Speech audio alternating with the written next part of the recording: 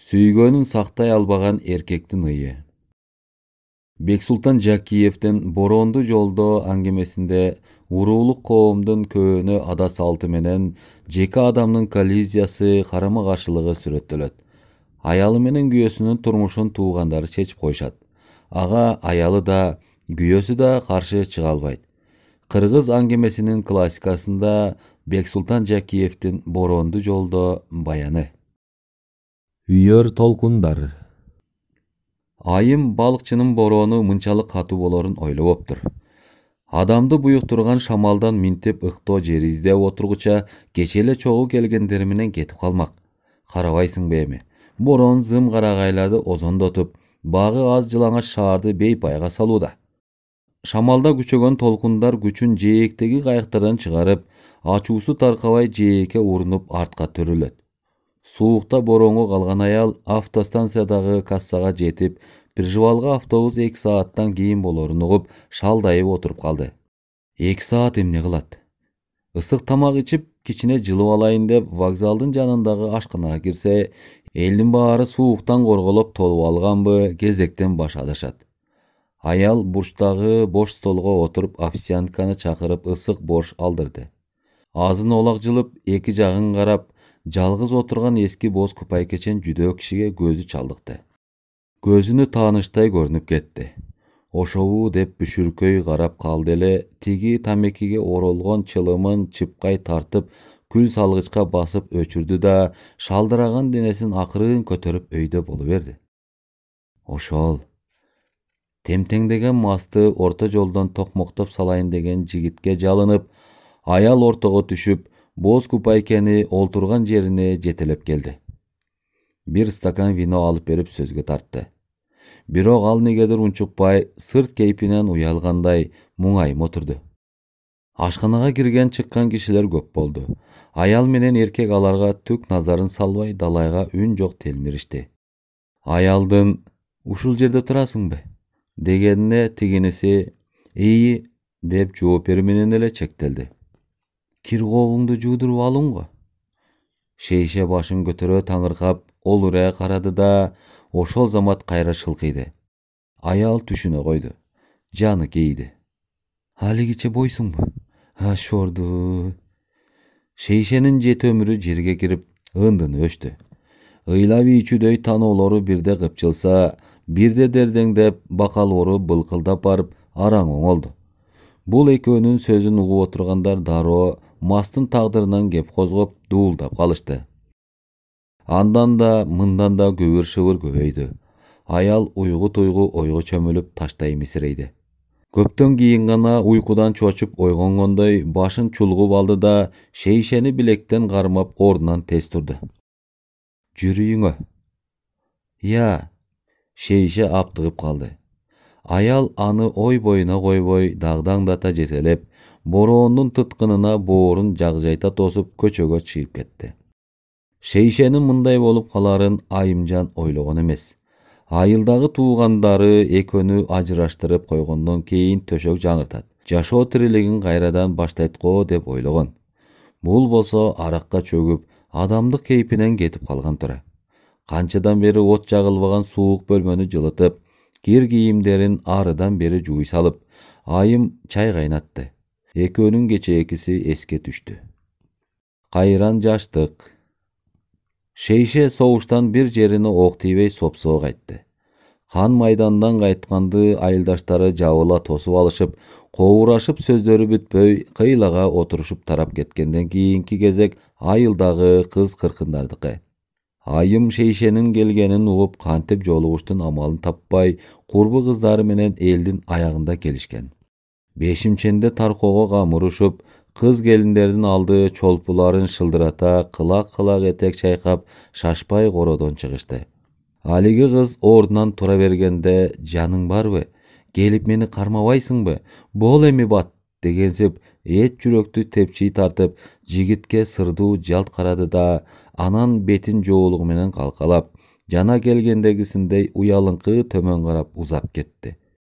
Жигит сарайды айлана чуркап, корукту түптөй кеткен жалгыз аяк жолдон алдынан тосту. Шашпасаң, кайда шашасың? Бакыттан апкарыңкы дирилдеген жоош кыздын көзүн жодуратып, коюлжуган ымыр-чымыр чаарчык көшөгөгө думбалады. Жигит кызды өзүнө эркелете тартты. Акырын, бирөө көрөт. Кыз эки жагын элеңдей карады. Бирөө угуп койбосун дегендей шыбырай салды. Ал түндө күтөм. Анан тигини байкоостон чоп эткизе таптаттуу өөп ала коюп, бетин басып жүгүргөн бойдон коруктуу имерилип кетти.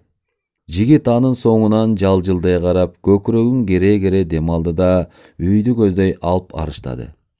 Ошол түнү эки жаштын тагдыры чечилди. Бири-бирисиз жашай алышпасын сезишти.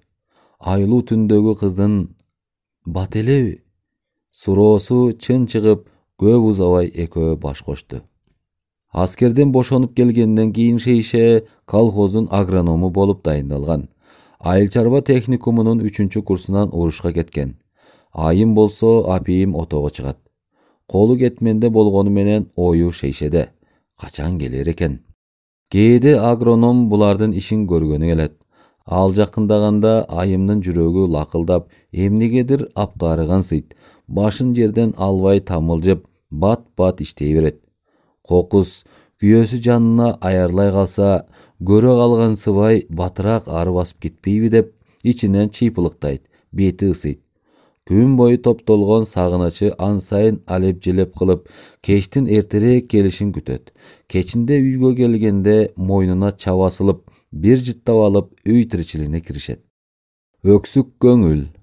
Ортодон убакыт деген өтө берди. Айым Шейше экөө баш кошкон жылы төрөлгөн балдар мойтолоңдоп окууга бара башташты. Аларды көрүп айым санаа тартат. Балалуу аялдардын алдында корунат. Шейше да түнт болуп кетти. Дулдуюп унчукпайт. Айым кайнагасынын бир баласын багып алалы десе, Шейше унчукпай койгон. Ошентип экөө өзүнөн өзү чүнчүп, басынып жүрүшкөндө туугандары чакырып калышты. Анын алдында жеңеси айымды кетирүү тууралуу кеп козгогон. Көбүк черткен күчтүү бозосун куюп, кайнисине ачык эле минтип айткан. Кептин ачыгы уул, сага акыл салайын деп эле далайдан бери оозум батпай жүрөт. Айт. Сөздүн төркүнү каяка багытталганын шекшиген Шейше жактырбагандай мойнун чулгуду. Жеңе тамагын жасап, кайнисине чукул жылды. Кандай ойлойсуң? Ушул аялың менен эле тура бересиңби, же? Шейше жеңесине мыскылдуу карады. Кетир дейсиңби? Ал өзгөнүң, бирок же төрөбөсө, жашыңарды өтүп баратат. Жеңе, Шейше сууз күлдү. Бу өз акылыңбы, же бөлөк бирөөдөн укканыңды айтып атасыңбы? Өзүмдүкү да, байкеңки да, калган тууган тушкандарыңкы да ушул ой. Кой жеңе, мындай сөзүңдү айтпай жүрчү, макулбу? Кел, агөрөкчө муну жутуп эле да өз ишибизди кылалы. Бирок кеп ушуну менен тым-тым болгон жок. Тууган тушкандары, билерман карылар кечинде Шейшенин аталаш агасыныкына жыйылды. Бул ирет туугандардын аксакалы кеп баштады. Абышка, Эпада айткан акылыбыз көңүлүңө жакпайт экен, ачыгыңы айт. Биз сенин келинчегиңди зордоп кетире албайбыз. Бирок да ага туугандын сөзүн эки кылам деп, элден журттан чыга калып жүрбө, мына ушягында ойло, деп маселени кабыргасынан койду. Шейше эмне демек? Аялым төрөбөсө кантейин? Силерден бала сурап атамбы десинби? Мындайда ал дулдуй унчукпайт. Кысталышта дагы эле айым чечкиндүү кадамга барды. Шейше да бала жытын сагынды. Анын таалайына жолто болбойн, деп туугандар жыйында ачык айтты.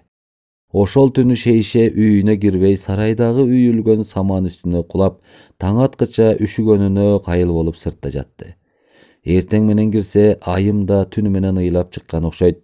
Көзүнүн агы канталап, жапкагы ыйлактагандай бөлтөйүп, ак баржак болуп шишиген жүзүн жай бурду да улутунуп өйдө турду.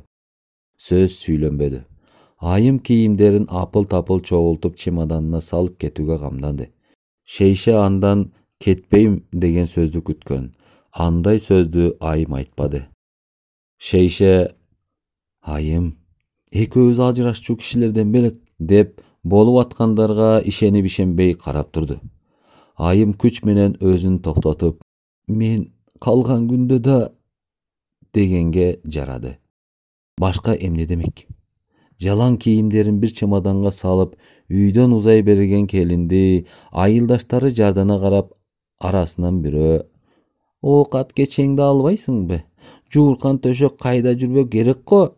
деди эле. "Жууркан төшөк эмес, кыйышпас, силер деле калып атпайсыңарбы, энеке? Өлбөсөм табылар", деди да чогулгандардан кечирим сурап жолго чыга берди.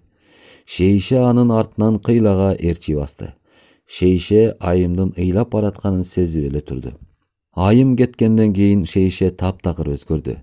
Мурдагыдай малын, коросун зымпыйтып таза кармоону койду. Чарбачыл эле анысын да таштады. Эч ким менен сүйлөшпөйт деле. Жылтылдатып семиз мүнчү жерде кашкасы, соорусу чыла түйтөйгөн арык ат болду. Тамакты кошуналары чакырып бербесе ичпейт деле. Туугандары эми бирөөнү алып келер деп ойлошкон. Анысы деле билинбейт. Акыры жеңесине болгон сырын айтты. "Ээрчитип келип үйгө кирип кой. Мунусу өзүңөр кетирдиңер эле, эми алып бергиле" дегени болчу. Жаркылдаган жеңеси ошол эле айылдан бир келин таап экөөнү жашатып койду. Кийинки аялы менен деле оту күйүшпөй тез эле ажырашып кетишти. Шейше болсо арактын артынан түшүп, араккеч атка конду.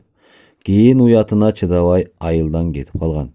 Эми минтип бороон улуган балыкчы да айымды капыс көрүп, анысына ишенип ишенбей отурат. Үйдүн ичин тейлештирип бүткөн айым ичигин кийип камынып калды. Шейшеге жалооруй кыңая тиктеп, негедир бирдемени кыйбагансып турду да ичинен сыза улутунду. "Мен кайтайын эми, Шейше."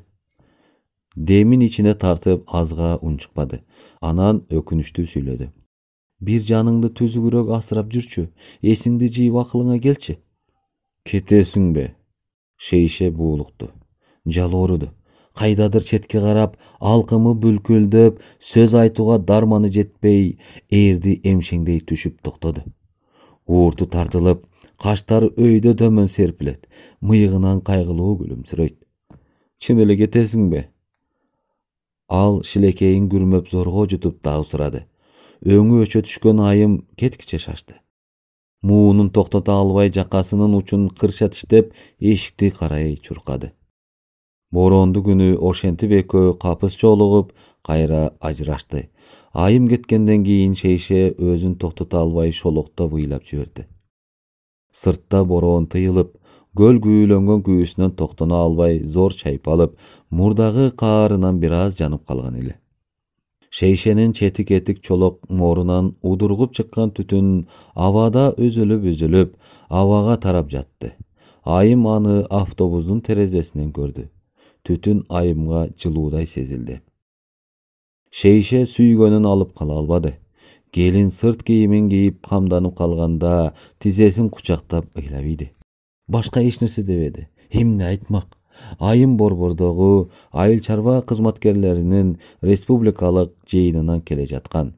Ал бактысын эмгектен тааптыр. Чыгарманын аягы.